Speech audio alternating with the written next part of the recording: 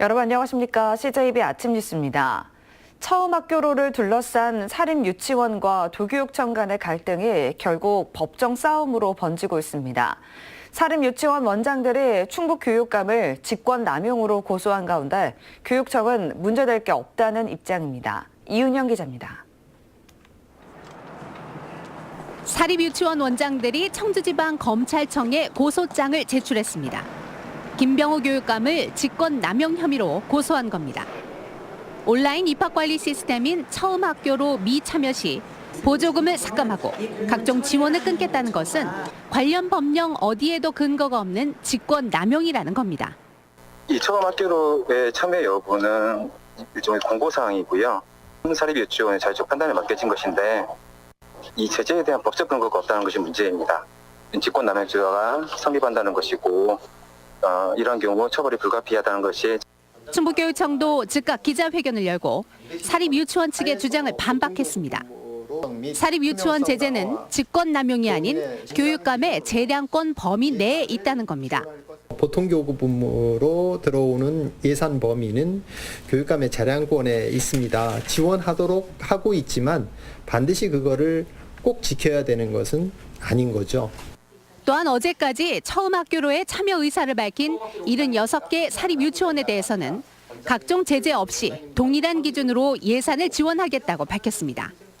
3시 반부터 잠깐 동안 시스템을 열어서 혹시나 참여를 원하는 곳이 있으면 빠지지 않고 등록하도록.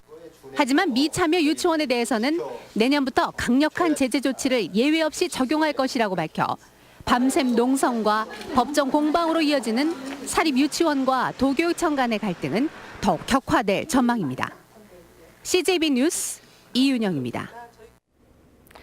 도시공원 일몰제로 인해 도심 곳곳의 녹지 공간이 개발 압력에 직면해 있다는 소식을 지난주 전해드렸는데요. 녹지 매입을 위한 막대한 예산이 부담스러운 청주시는 줄곧 민간공원 개발 방식으로 고집하고 있습니다. 우물쭈물할 경우 대책 없는 개발이 불보듯 뻔하기 때문입니다. 홍우표 기자가 취재했습니다. 청주 도심에서 승용차로 20분 남짓 거리에 있는 전원주택지. 지난 2012년만 해도 마을 뒷동산이었던 이곳은 지금은 수십 채의 전원주택이 들어섰고 아직도 진행 중입니다. 야산이 사라진 것은 도시공원과 달리 규제가 느슨한 녹지지역이기 때문입니다. 허가 조건은 평균 경사도 20도, 당초 옛 청주시는 15도로 조건이 까다로웠는데 통합이후 기준이 20도로 통합됐습니다.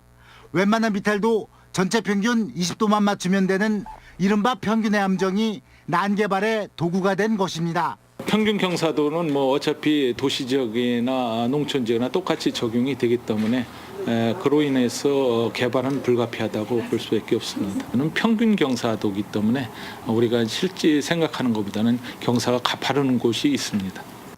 문제는 규제가 풀리는 오는 2020년이면 도시공원은 녹지지역으로 용도가 바뀐다는 점입니다. 별다른 대책 없이 우물쭈물하다가는 대다수 도시공원이 난개발의 사례로 전락할 수밖에 없다는 게 청주시의 예측입니다. CJB 뉴스 홍우표입니다. 보신 것처럼 청주 구룡산 개발이 코앞으로 다가온 가운데 한국내셔널트러스트가 청주 구룡공원을 꼭 지켜야 할 자연환경으로 선정하면서 청주시의 고민이 더 깊어지고 있습니다. 정진규 기자입니다. 청주 성화동과 산남동을 잇는 자연녹지인 구룡공원입니다. 도심 속 생물 다양성이 잘 유지되고 있는 곳으로 손꼽힙니다. 실제로 이곳엔 멸종위기 2급인 맹꽁이 등 생태 지표종이 확인됐습니다. 특히 한국내셔널트러스트는 최근 이곳을 반드시 지켜야 할 자연환경으로 선정했습니다. 그쪽은 두꺼비라든가 맹꽁이들이 서식하는 그런 생태 공간으로서 종다양성이 아주 잘 유지되어 있다고 판단하고 있습니다. 문제는 이처럼 생물 다양성이 잘 유지되고 있는 이곳에 개발 압력이 점차 높아지고 있다는 겁니다. 도시공원 일몰제 때문입니다. 환경단체들은 개발 규제 해제로 인한 자연훼손을 막기 위해 청주시가 지방채를 발행해 이곳 토지 일부를 매입할 것을 요구하고 있습니다.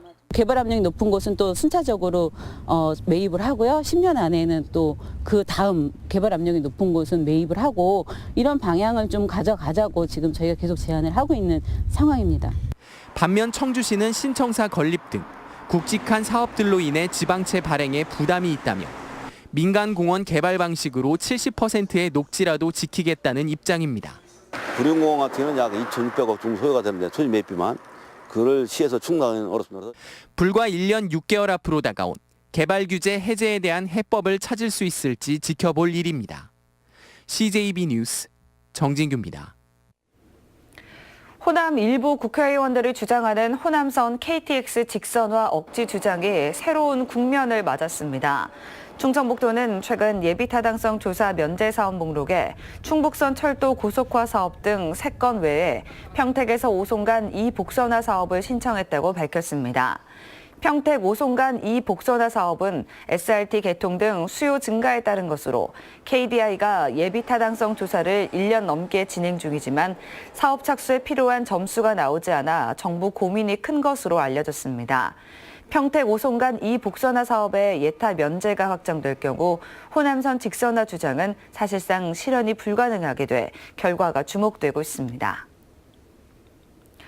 충북 혁신도시가 포함된 진천군 덕산면이 이르면 내년 7월 읍으로 승격될 전망입니다.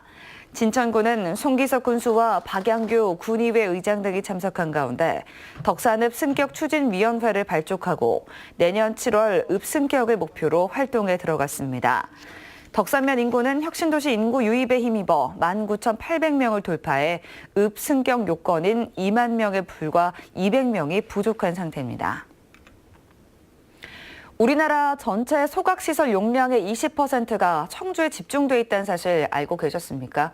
초미세먼지 등 대기오염의 원인으로 꼽히는 소각시설의 대책을 찾는 토론회가 열렸습니다. 김기수 기자입니다. 전국에 설치된 폐기물 소각시설은 모두 68개입니다. 이 가운데 7개가 청주에 집중돼 있습니다. 인구 80만 명의 도시에 전국 소각시설의 10%가 몰려 있는 건데 시설 용량은 20%에 달합니다. 전국에서 그 산업용 쓰레기가 우리 지역 소각장으로 들어와서 처리가 되고 있다. 이런 관계로 타 지역보다 미세먼지 발생이 좀 심각해지고 있지 않느냐. 대기오염뿐만 아니라 주민 갈등도 문제입니다.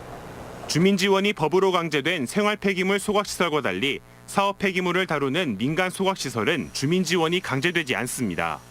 이렇다 보니 찬반을 놓고 주민 간 갈등까지 유발합니다. 그러니까 지역 경제에 도움은 되지 않으면서 지역에 부정적인 영향을 미치는 시설들이 들어서는 것이기 때문에 지역 주민 간의 여러 가지 갈등이 발생하면서 지역 공동체가 파괴되는 등.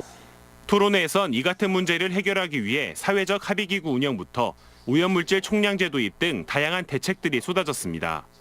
특히 청주시의회 박완희 의원은 상위법령을 초과하는 강력한 조례를 제정해 법률 위반 여부를 따지는 전국 이슈로 만들 것을 제안했습니다. 이 문제 가지고 법률 위반에 대한 쟁송을 좀 했으면 좋겠어요. 행정소송도 해보고 그래서 이것을 사회적 이슈로 부각시키고 이 근거를 바탕으로 환경부가 이 부분에 대한 제도를 법령을 개선할 수 있게. 충북 미세먼지 농도는 4년 연속 전국 1위를 기록했습니다. 이런 가운데 청주엔 4곳의 업체가 소각시설 증설 또는 신규 설치를 진행하고 있습니다. CJB 뉴스 김규수입니다. 요즘 주민센터에서 술 먹고 행패를 부리거나 흉기로 위협하는 일이 끊이지 않고 있습니다.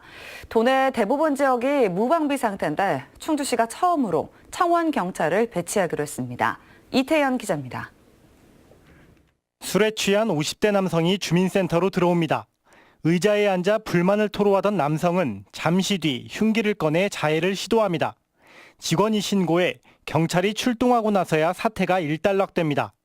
이달 초 충주시 한 주민센터에서 발생한 일입니다. 최근 몇 년 사이 주민센터에서 술을 먹고 행패를 부리거나 흉기로 위협하는 일들이 늘고 있지만 무방비 상태입니다. 공무원이다 보니까 민원인 욕하면 욕하지 말라. 그 정도만 얘기하고 그 이상은 얘기할 수 없으니까 좀 어려움이 많죠. 충주시가 도내 처음으로 주민센터에 청원경찰을 배치합니다. 일단 민원인이 많은 주민센터를 우선으로 배치한 뒤 시내 전체로 늘려나갈 계획입니다. 또 모든 읍면동 사무소에는 경찰과 연결되는 비상벨을 설치하기로 했습니다. 그 직원들의 안전 대책이 세워져야지만 그것이 온전히 시민들의 행정 서비스를 높일 수 있는 그런 방안이 될 수 있다고 판단이 되었기 때문에 서울을 비롯한 수도권은 이미 몇 년 전부터 주민센터에 청원경찰을 배치해 만약의 사태에 대비하고 있습니다. CJB 뉴스 이태현입니다. 민주노총 충북지역본부는 내일로 예정된 총파업에 적극 동참할 뜻을 밝혔습니다. 민노총 충북본부는 총파업을 통해 노동법 개정과 비정규직의 정규직 전환, 사회 안전망 강화 등 정부의 노동정책 공약 이행을 요구하겠다고 강조했습니다. 진천과 괴산, 음성 등 3개 군 산림 지역이 오늘부터 내년 2월까지 순환 수렵장으로 운영됩니다. 수렵장 설정 면적은 3개 군 면적의 80%, 충북 면적의 19%로 포획 승인 수량은 멧돼지 3,300여 마리 등 16종 8만 4천여 마리입니다. 충청북도는 수렵인 안전교육과 민가지역 통과 시 행동 요령 등 사고 방지 조치를 했습니다. 한국산업연수원 충북직업전문학교와 충북수출인클럽은 충북지방중소벤처기업청에서 더 나은 일자리 창출과 직업교육을 위한 업무 협약을 체결했습니다. 충북직업전문학교 김봉성 이사장과 수출인클럽 오한선 회장은 이번 협약을 통해 맞춤형 교육과정 개발과 기술 교류에 힘을 모으기로 했습니다. 또 직업교육 수료 후 충북 유수기업에 취업할 수 있도록 적극적인 협력을 약속했습니다. 수필가 이은희 작가가 전국 규모의 문학상을 동시에 수상하는 영예를 안았습니다. 이은희 작가는 수필집 결을 품다로 수필 전문지 에세이포레가 시행하는 6회 에세이포레 문학상 수상자로 선정됐습니다. 또 현대수필사와 한국수필학회가 뽑은 제14회 구름카페 문학상 수상자로 선정됐습니다. 이 작가는 충북수필문학회 부회장을 맡고 있으며 주식회사 대원 경영지원본부장으로 재직 중입니다. 다음은 오늘 도내에서 열리는 행사를 안내해드립니다. 청주에서는 2018 주민자치 프로그램 작품 전시회가 오후 3시 예술의 전당에서 열립니다. 충주에서는 김기철 재즈밴드 콘서트가 오후 7시 30분 음악 창작소에서 있습니다. 증평에서는 18회 농업인의 날 행사가 오전 11시 종합스포츠센터에서 열립니다. 끝으로 날씨입니다. 청주를 제외한 도내 전 지역이 영하로 떨어지며 오늘 아침 어제보다 춥습니다. 지역별 현재 기온은 제천 영하 5도, 보은 영하 3도, 청주 2도의 분포를 보이고 있습니다. 낮 최고 기온은 청주, 충주 12도 등 11도에서 13도로 어제와 비슷하겠습니다. 오늘 하늘은 대체로 맑겠고 내일은 흐리고 오후부터 비나 눈이 오는 곳이 있겠습니다. 이상으로 CJB 아침 뉴스를 마칩니다. 고맙습니다.